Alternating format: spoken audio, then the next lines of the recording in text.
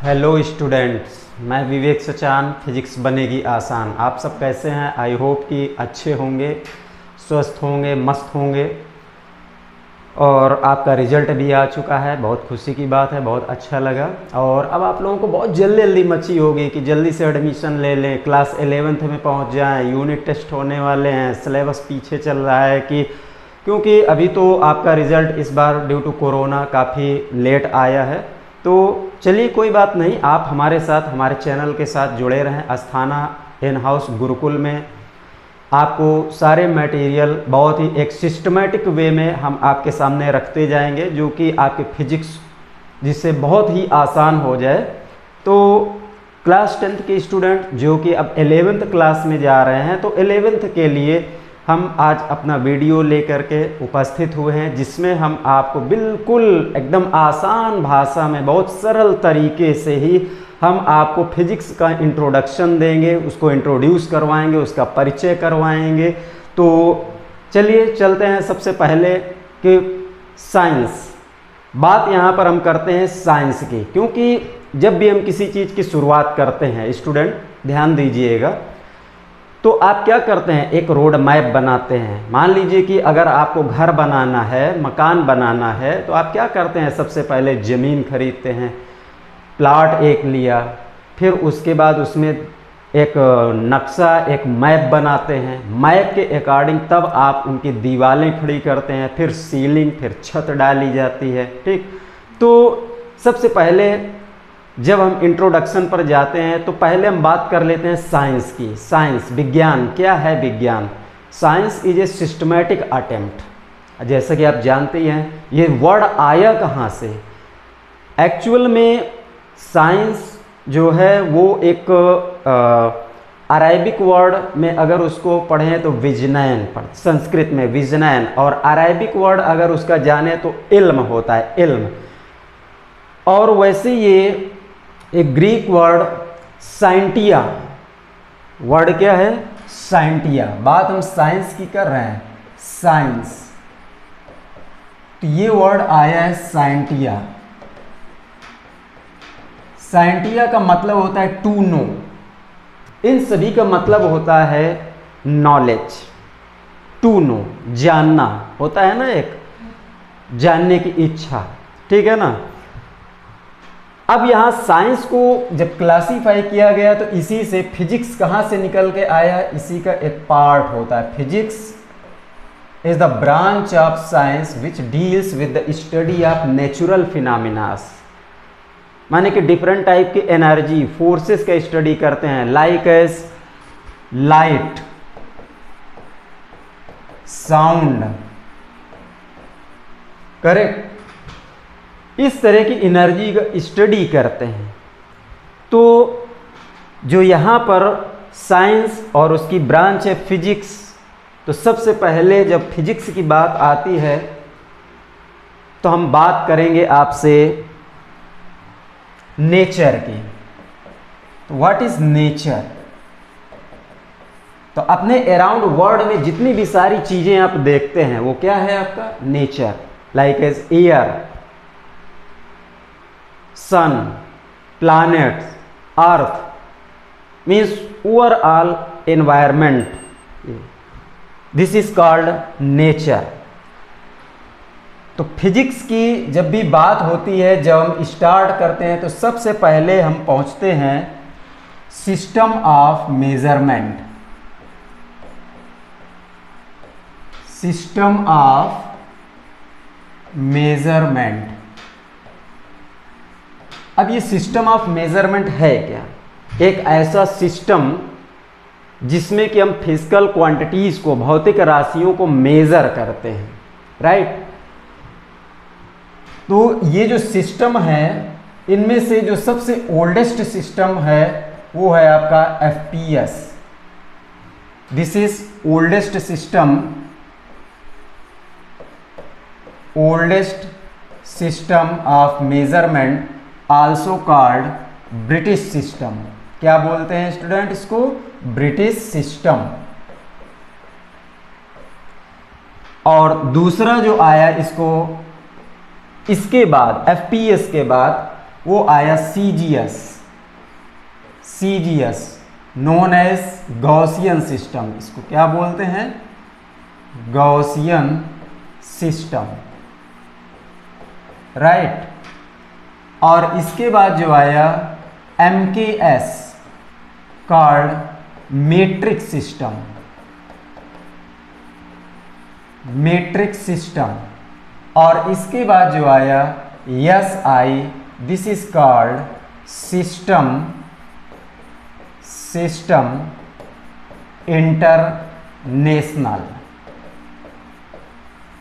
सबसे recently newly जो आप सिस्टम स्टडी करते हैं, सिस्टम ऑफ मेजरमेंट, वो है system international, also called SI system, जिसको आप रिसेंटली अपने साइंस में, अपने फिजिक्स में, अपने केमिस्ट्री में, है ना, मीन्स ओवरऑल साइंस में आप स्टडी करते हैं, वो होता है आपका सिस्टम इंटरनेशनल। तो स्टूडेंट, आपके दिमाग में यहाँ पर एक फिर से एक क्वेश्चन ये आता है कि जब भी हम अपने टीचिंग को स्टार्ट करते हैं तो आपको ये लगता होगा कि हम बिल्कुल सीधे टू द पॉइंट पहुंचते हैं। तो इसके बारे में मैं आपसे कह देना चाहता हूं कि मैं कोई एक्टर या इस तरह का कोई फिल्म मेकर, ठीक है ना, ये नहीं हूं। मेरे साथ पढ़ने वाले स्टूडेंट जिनको रियल में अपना फ्यूचर, अपना टारगेट, अपना एम दिखता है, क्योंकि फिजिक्स ये नहीं कहती कि आप पहले आने के पहले थोड़ा सा एक्टिंग करें, डांस करें वीडियो में। तो यहां पर कोई ऐसा फिजिक्स ये आपसे नहीं कहती है। आप कंपटीशन देने जाते हैं, आप नीट के एग्जाम देने जाते हैं, आप जेई के एग्जाम देने जाते हैं, तो एग्जाम देने में पहले आपसे ये नहीं कहा जाता है कि पेपर मिलने के पहले थोड़ा सा एक्टिंग करिए, थोड़ा सा डांस करिए, कोई नचनिया नहीं है। आप समझ रहे हैं ना? तो हम आपसे, आपका बिना टाइम लॉस किए हुए, हम यहाँ पर अननेसेसरी ना कोई एक्टिंग है और ना ही कोई टॉकिंग है, केवल टू द पॉइंट हम आपसे बात करते हैं। और उसके बाद एक स्टोरी की तरह आप अपने भौतिक विज्ञान को, अपने फिजिक्स को स्टडी करेंगे और देखेंगे कि कितना मजा आता है। और वही सब्जेक्ट जिसको आप बहुत डिफिकल्ट समझते हैं, क्योंकि बहुत सारे मैंने देखे लोगों को कि फिजिक्स पढ़ाने वाले बहुत सारे लोग हैं, लेकिन फिजिक्स पढ़ाने के लिए वो करते क्या हैं? सिर्फ एक इंटरेक्शन। इंटरेक्शन कैसे? कि एक टॉपिक स्टार्ट करेंगे और टॉपिक को लीव करके, छोड़ करके उसके लेफ्ट, राइट, अपवर्ड, डाउनवर्ड, है ना, दाएं बाएं, ऊपर नीचे भागेंगे, लेकिन टॉपिक में टू द पॉइंट इंटर करने में उनको कम से कम आधे 1 घंटे लग जाता है। तब तक तो क्या कहते हैं, स्टूडेंट का जो है data loss, time loss, means mentally हर तरीके से लॉसेस ही लॉसेस। तो हम यहाँ पर आपके लॉसेस को इंक्रीज करने के लिए नहीं, उसको डिक्रीज करने के लिए, उसको कम करने के लिए आपके सामने अपना वीडियो लेकर के प्रेजेंट हुए हैं। और आप देखेंगे कि हम केवल आपसे टू द पॉइंट बात करते हैं, केवल उसी पॉइंट की बात करेंगे। अगर फिजिक्स है तो हम सिर्फ आपसे फिजिक्स की ही बात करेंगे।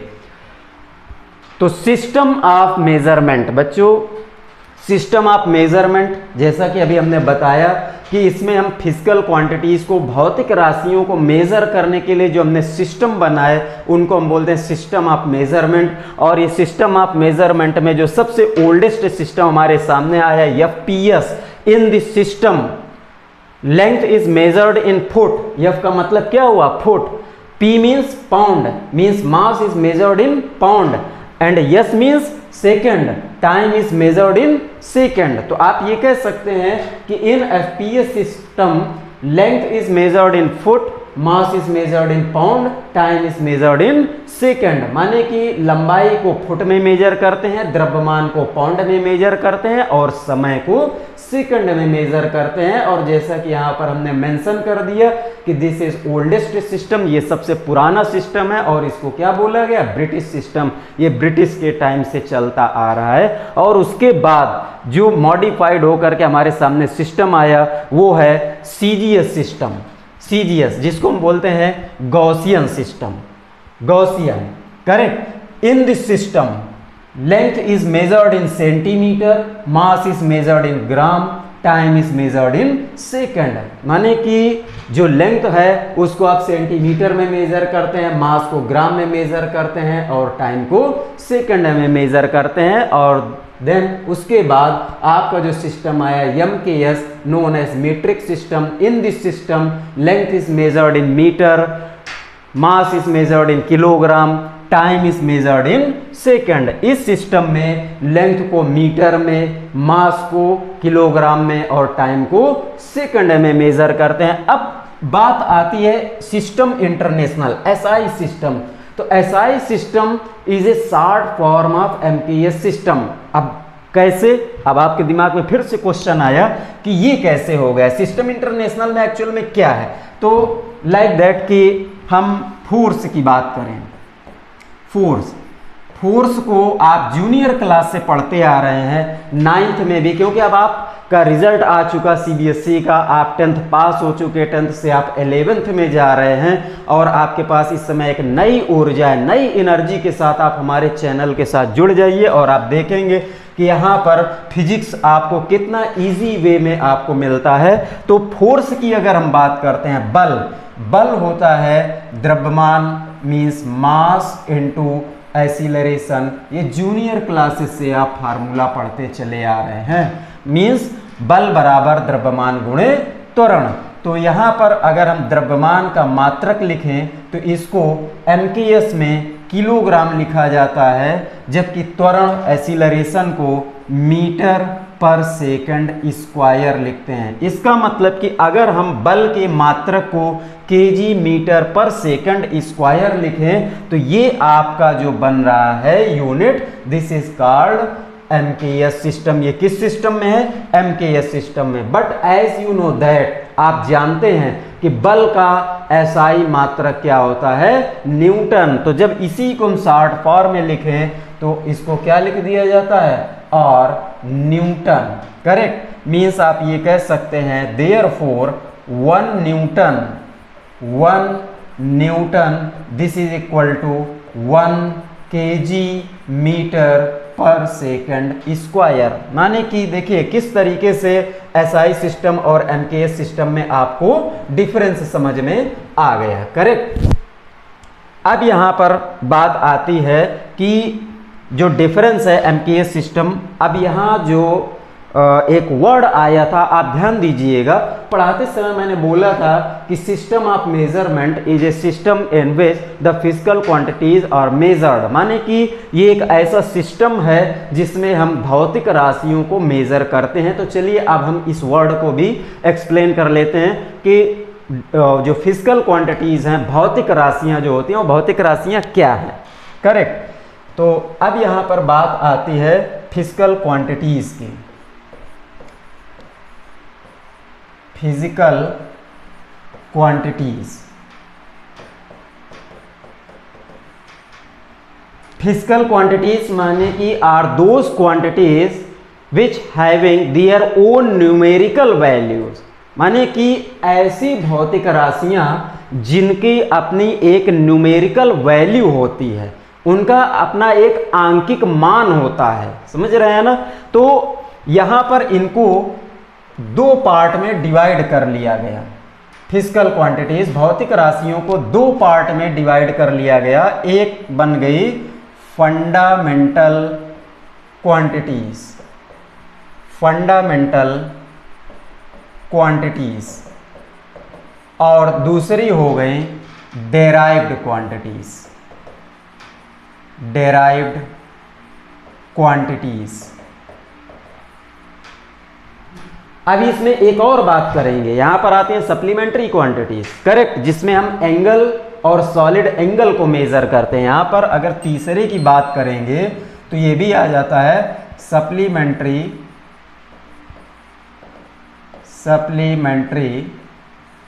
क्वांटिटीज। करेक्ट। अब बात ये आती है कि फिजिकल क्वांटिटीज माने कि those quantities which having their own numerical value, जिनका कोई अपना एक आंकिक मान होता है, ऐसी राशियों को हम भौतिक राशि कहते हैं। तो भौतिक राशियों को को फंडामेंटल बोला गया, कुछ को डेराइव्ड, और दो ऐसी होते हैं जिनको हम बोलते हैं सप्लीमेंट्री क्वांटिटीज। अब आपके दिमाग में एक क्वेश्चन आया कि ये पार्टीशन कैसे हो गया। तो ये पार्टीशन इस तरीके से किया गया कि कुछ भौतिक राशियां ऐसी होती हैं जो कि सेल्फ में क्वांटिटीज हैं, अपने आप में एक क्वांटिटी है, not dependent on other quantities, वो किसी दूसरी क्वांटिटीज पर डिपेंड नहीं करती हैं। अब आप कहेंगे कि ऐसी कौन सी क्वांटिटीज हैं, तो चलिए देखिए उसके बारे में हम डिस्कस करते हैं कि अगर फंडामेंटल क्वांटिटीज की बात की जाए तो यहां पर 7 फंडामेंटल क्वांटिटीज आती हैं। एक हो गई length, mass, time, temperature,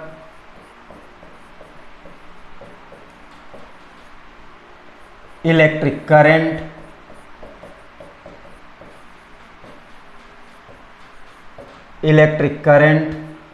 luminous intensity,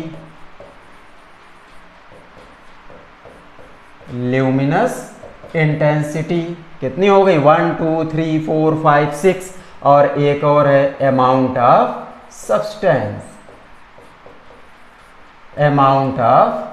substance, right.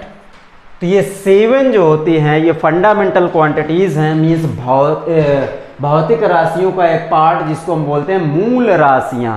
इनको क्या बोलेंगे? भौतिक राशियां। भौतिक राशियों को ये जो पार्ट आता है फंडामेंटल क्वांटिटीज, इनको क्या बोलेंगे? मूल राशियां। माने कि ये अपने आप में क्वांटिटी होती हैं, ये किसी दूसरी क्वांटिटीज पर डिपेंड नहीं करती। फॉर एग्जाम्पल, आपसे कहा गया कि इस रूम की लेंथ 10 मीटर है, 10 मीटर इस रूम की लेंथ है, करेक्ट। तो अब ये जो 10 मीटर लेंथ है ये किसी दूसरी क्वांटिटी पर डिपेंड नहीं करती है, करेक्ट। अब और डिफरेंस आपको समझना है तो आप ऐसे समझिए, derived quantities are those quantities which are formed by the combination of fundamental quantities. माने कि ये जो व्युत्पन्न राशियां होती हैं, ये व्युत्पन्न राशियां मूल राशियों के कॉम्बिनेशन से बनाई जाती हैं। अब एग्जाम्पल मान लिया, वैसे तो ये इनफाइनाइट हैं। अगर हम बात करें एरिया की, एरिया क्या होता है? Length into width. Suppose that कि कोई ऐसा फिगर है रेक्टेंगल या स्क्वायर शेप का, जो तो एरिया क्या लिखेंगे? Length into width. अब यहां पर देखिए एरिया जो है वो लेंथ और विड्थ पर डिपेंड करता है, means product of length and width.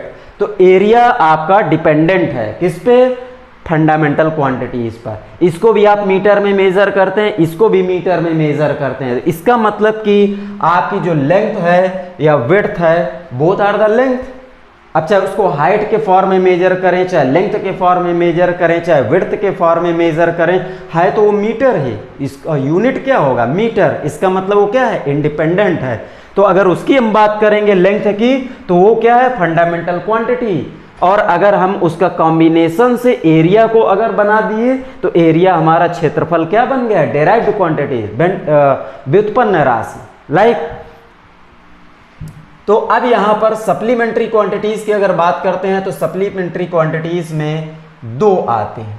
एक होता है एंगल, जिसको आप बोलते हैं प्लेन एंगल, और एक होता है सॉलिड एंगल। अब प्लेन एंगल, अब आप कहेंगे कि प्लेन एंगल और सॉलिड एंगल में, क्योंकि जब भी टॉपिक चलता है तो आपके मन में बहुत ढेर सारे क्वेश्चन होते हैं और उनके जानने की बहुत इच्छा होती है, बहुत जिज्ञासा होती है। तो एंगल और solid angle means plane angle और सॉलिड एंगल की बात करें तो आपके दिमाग में जो क्वेश्चन आ रहा है, तो चलिए उसको भी हम सॉल्व करते हुए चलते हैं कि प्लेन एंगल, सॉलिड एंगल, ये आपका 2D है, 2D माने 2 डायमेंशन, और सॉलिड एंगल ये आपका 3D है। अब आप कहेंगे 2D और 3D क्या हो गया? तो एक्चुअल में कोई फिगर जो होता है, कोई स्ट्रक्चर है, कोई शेप है, तो वो 2 तरीके का हो सकता है। या तो 2 डायमेंशनल होगा। 2 डायमेंशनल का मतलब ये कि वो XY प्लेन पर लाई करता होगा, तो उसको हम क्या बोलेंगे? 2D। पहला डिफरेंस आप समझते जाइएगा, डिफिकल्ट बिल्कुल नहीं है। तो तो अगर वो एक्स वाई प्लेन पर कोई फिगर लाइक है इसकी रेक्टेंगल, ठीक है ना, ये क्या है आपका 2 डायमेंशनल फिगर है। यहां पर एक आपका ये y प्लेन हो गया और दूसरा इधर आपका ये x प्लेन हो गया। तो ये x y प्लेन पर लाई करता है, इसका मतलब ये 2 डायमेंशनल फिगर है। लेकिन अगर यहीं पर हम बात करें क्यूब या क्यूबाइड की, तो अब यहाँ देखिए ये कुछ इस तरीके से आएगा। ये अब यहाँ 3 प्लेन हो गए, एक आपका x प्लेन चलता है, एक y चलता है और एक इधर ये आपका z आ जाता है। तो x y z माने कि ये 3D फिगर हो गया। तो उसी तरीके से ये जो प्लेन एंगल है ये आपका 2D होता है, सॉलिड एंगल जो होता है वो आपका 3D होता है। और दूसरा डिफरेंस आपको बताते चले कि 2D figure contains only area but not volume, माने कि जितने भी 2D फिगर होते हैं like as rectangle, square, triangle, ठीक है ना, इन सभी में केवल एरिया तो होता है लेकिन वॉल्यूम आयतन नहीं होता। जबकि 3D फिगर में एरिया वॉल्यूम दोनों होता है, माने कि 3D figure contains both area and volume, इनमें क्षेत्रफल भी होता है और आयतन भी होता है। तो प्लेन एंगल की अगर हम बात करते हैं तो प्लेन एंगल का मतलब ये है कि किसी भी सर्किल में, सर्किल क्या है ये, अब इस सर्किल में कोई एक सेंटर से ये 2 रेडियस हमने ड्रा किया, तो ये क्या बन गया आर्क, इसको क्या बोलते हैं ओ ए बी। तो A B is called arc, correct. अब ये जो आर्क है किसी भी सर्किल का एक स्मॉल आर्क सर्किल के सेंटर पर जितना एंगल सबटेंड करेगा वही एंगल क्या होता है आपका प्लेन एंगल। तो ये ए बी आर्क जो है यहाँ सेंटर पर जो एंगल सबटेंड किया this is called plane angle. यहाँ पर हम थीटा को क्या बोलेंगे प्लेन एंगल और सिंपली एंगल, करेक्ट। तो ये आपका क्या है 2D 2 डायमेंशनल द्विविमीय। अब बात करते हैं सॉलिड एंगल की।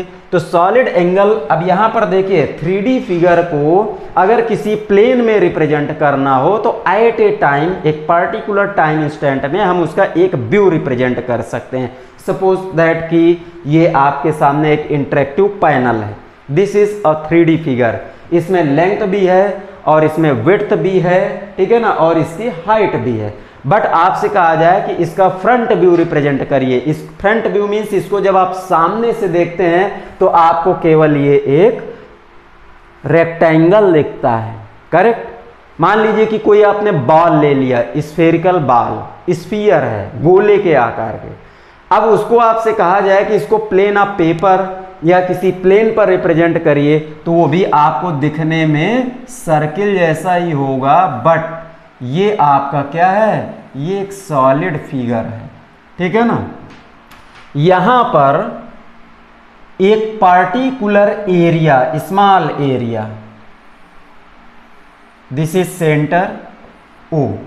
अब ये स्मॉल एरिया जो है, ये स्मॉल एरिया इस पूरे सरफेस पर, उस पूरे स्फीयर पर, ये क्या है आपका स्फीयर, इस पूरे स्फीयर पर एक रिवोल्यूशन कंप्लीट करने में जितना एंगल सबटेंड करेगा इसको क्या बोलेंगे सॉलिड एंगल, करेक्ट। तो ये आपके एंगल और सॉलिड एंगल जो होते हैं these are called supplementary quantities. तो यहाँ पर आपने 3 क्वांटिटीज पढ़ लिया और सिस्टम ऑफ मेजरमेंट पढ़ा। अब बात करते हैं अनसर्टेनिटी। अनसर्टेनिटी क्या होती है, करेक्ट, या एरर, उसको दूसरे वर्ड में क्या कहते हैं एरर। Error analysis. तो व्हाट इज एरर। अब आपके मन में यह प्रश्न आया कि एरर क्या होती है। तो एज यू नो दैट, आप जानते हैं कि measurement is the foundation of all sciences and technology. माने कि जो मेजरमेंट होता है, मापन होता है, वो सभी साइंसेस का जितने भी विज्ञान हैं या जो भी टेक्नोलॉजी हैं उन सब का क्या होता है, फाउंडेशन माने एक नींव होती है।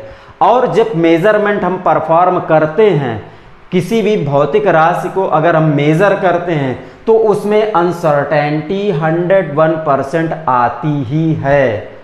सपोज दैट कि आपको एक मीटर स्केल दे दिया जाए और आपसे कहा गया कि इस इंटरेक्टिव पैनल की लेंथ को मेजर करिए, और अगर इसकी ट्रू वैल्यू अगर 5 मीटर है या 3 मीटर है और आपने मेजर कर दिया 3.1 मीटर, 2.9 मीटर, माने कि मेजरमेंट में आप कोई भी मेजरमेंट परफॉर्म करेंगे तो उसमें कहीं ना कहीं बहुत स्मॉल अनसर्टेनिटी 101% बिल्कुल आनी ही है। और इसी अनसर्टेनिटी को ही हम क्या बोलते हैं, एरर। अब यहां पर बात आती है कि एरर कौन कौन सी होती हैं। अगर स्टेटमेंट लिखना है तो इसका स्टेटमेंट बहुत आसानी से लिख सकते हैं कि measurement is the foundation of all sciences and technology, uncertainty exist in all measurement and that uncertainty is called, वो आपकी अनसर्टेनिटी क्या होती है उसी को हम क्या बोलेंगे, error, that is called error. अब बात करते हैं सिस्टमैटिक एरर। यहां पर एक ये होगी सिस्टमैटिक एरर। सिस्टमैटिक एरर को 3 पार्ट में डिवाइड किया गया,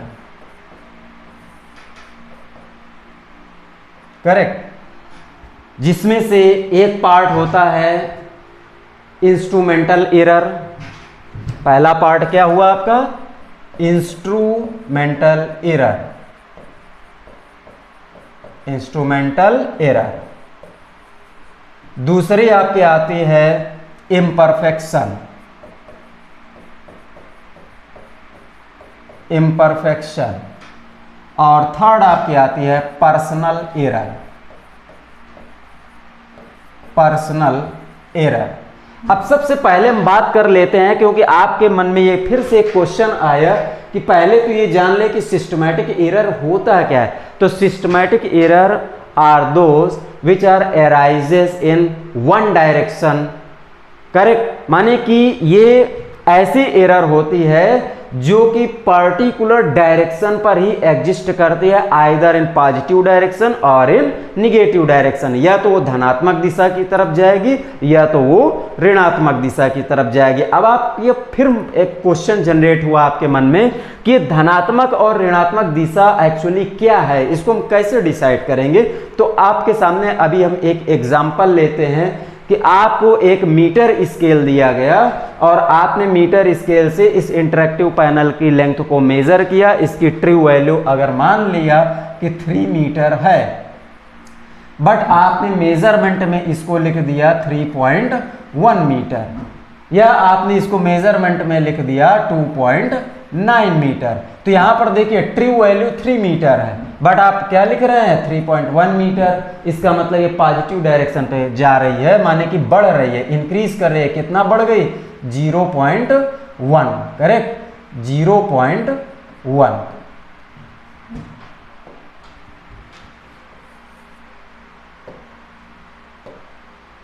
और अगर हम इसकी बात करें तो आप देख रहे हैं कि यहां पर कम हो गई, एक्चुअल वैल्यू से कम दिख रही है 2.9। इसका मतलब ये कैसे जा रही है, निगेटिव डायरेक्शन पे कम आ रही है, तो ये 0.1 मीटर। तो अगर हम यहां पर इसको लिखें तो लिखा जाएगा प्लस माइनस 0.1 मीटर। इसका मतलब ये है कि ये पर्टिकुलर एक ही डायरेक्शन पर या तो पॉजिटिव की तरफ जाएगी या तो निगेटिव की तरफ जाएगी, क्लियर। तो ये आपका सिस्टमैटिक एरर होता है। अब सिस्टमैटिक एरर में बात करते हैं इंस्ट्रूमेंटल एरर की। तो इंस्ट्रूमेंटल एरर क्या होता है, अगर कोई भी आप मेजरमेंट परफॉर्म कर रहे हैं और उस मेजरमेंट के लिए आप कौन सा इंस्ट्रूमेंट यूज कर रहे हैं, हो सकता है कि उस इंस्ट्रूमेंट की जो डिजाइन है वो इम्परफेक्ट हो, राइट।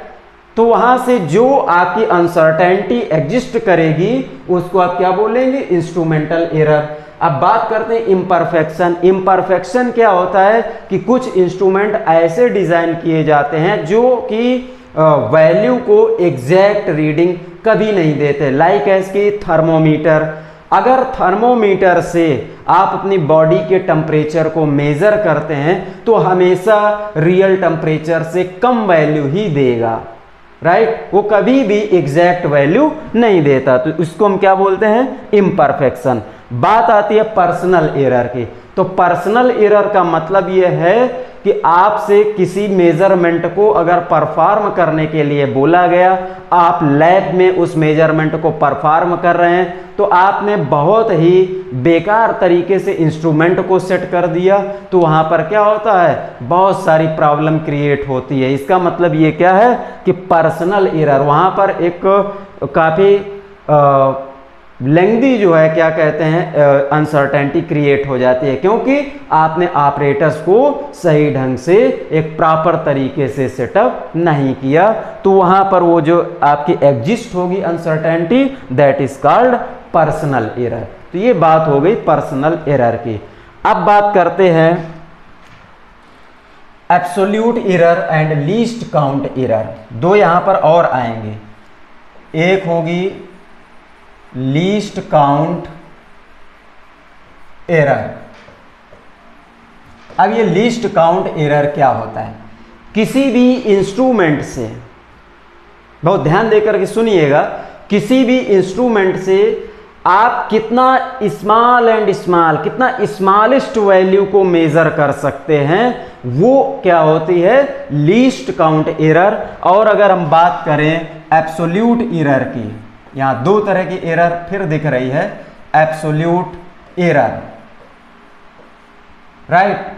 तो एब्सोल्यूट एरर क्या है, इसको हम बोलते हैं difference between actual value and measured value.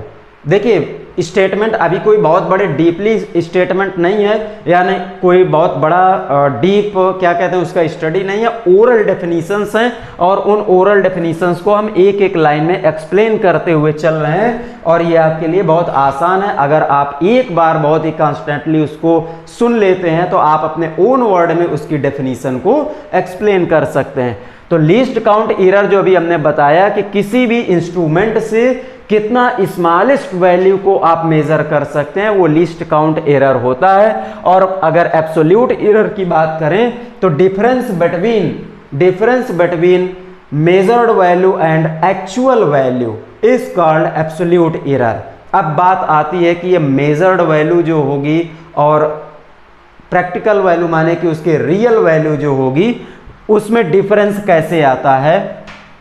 तो सपोज दैट कि ये एक लाइन है, अब इस लाइन को आपने स्केल से, एक्चुअल में सपोज दैट कि ये 6 सेंटीमीटर की लाइन आपने ड्रा किया, अब आप स्केल से इसको मेजर कर रहे हैं और ये वैल्यू आ गई 6.1 सेंटीमीटर।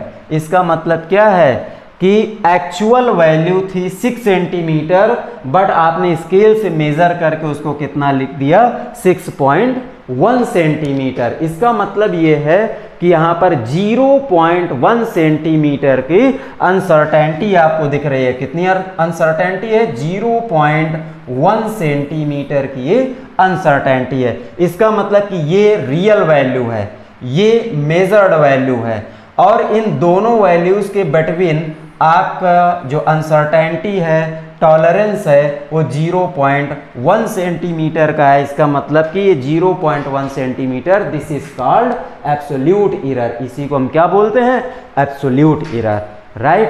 तो ये आपका बहुत बेसिक इंट्रोडक्शन है। अब हम इसमें आपको लेकर के चलेंगे कि जो absolute error, list count error, systematic error, imperfection, personal error है ना, ये जितनी भी स्टडी आपने किया, तो अब इसके आगे लिस्ट काउंट आपने जान लिया, एब्सोल्यूट एरर जान लिया। अब हम बात करेंगे रिलेटिव एरर की। What is relative error? तो relative error means when the tolerance is divided by actual value, माने कि जो अनसर्टेनिटी आ रही है, जो आपने मेजरमेंट परफॉर्म किया है, उस मेजरमेंट में जितना अनसर्टेनिटी आपको दिख रही है, उस अनसर्टेनिटी को अगर उसकी एक्चुअल वैल्यू से हम डिवाइड कर दें तो उसको क्या बोला जाएगा? Relative error. बात किसकी कर रहे हैं? Relative error. सपोज दैट कि आपने कोई फिजिकल क्वांटिटी मेजर किया x, उसकी रियल वैल्यू है, बट आपने मेजर कितना किया? Plus minus delta x। This is real value, this is tolerance, माने कि रिजोल्यूशन है प्लस माइनस डेल्टा x का। तो रिलेटिव एरर में जो अभी आपको मैंने डेफिनीशन बोला कि इसमें ये जो एब्सोल्यूट एरर है डेल्टा x, इसको अगर रियल वैल्यू से डिवाइड कर दें तो ये आपकी क्या बन जाती है? Relative error. अब यहीं पर तीसरी बात आती है, एक एरर और आप लिख सकते हैं जिसको बोलते हैं परसेंटेज एरर।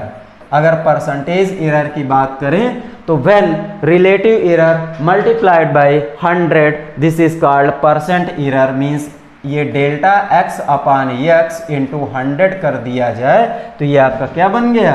Percentage error. तो ये आपका बेसिक साइंस और फिजिक्स का इंट्रोडक्शन है, और बहुत जल्दी हम नेक्स्ट वीडियो में आपके सामने लेकर के फिर से उपस्थित होंगे, जिसमें हम आगे के नेक्स्ट टॉपिक को एक्सप्लेन करेंगे। बहुत ही इंटरेस्टिंग टॉपिक है, तो आप बने रहिए, हमारे साथ जुड़े रहिए, हमारे channel Asthana in house Gurukul. धन्यवाद।